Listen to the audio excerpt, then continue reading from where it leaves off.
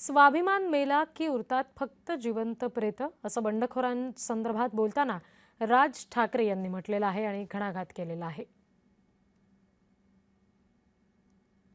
संपूर्ण देशाचा विचका झालेला आहे, राज्याचा विचका झालाय. मला ना कोणाची सत्ता आहे आणि कोण विरोधी पक्षात आहे वगैरे, कोणाला सत्ता मिळवायची आहे.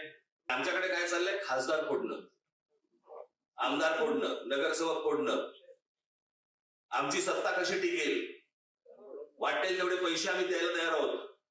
माणसं विकली जात आहेत. मला असं वाटतं राजकीय पक्षाच्या कार्यकर्त्यांनी या गोष्टींचा विचार करायला नाही पाहिजे, जनतेने करायला पाहिजे.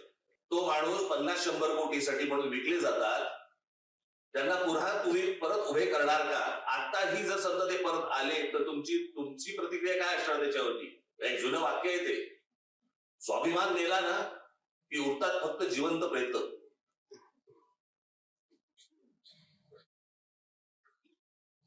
आणि हे ज्या प्रकारचं राजकारण आता महाराष्ट्रामध्ये देशामध्ये जे सुरू आहे, भविष्यातल्या येणाऱ्या पिढ्यांना आम्ही काय सांगणार आहोत? आम्ही विकले गेलो.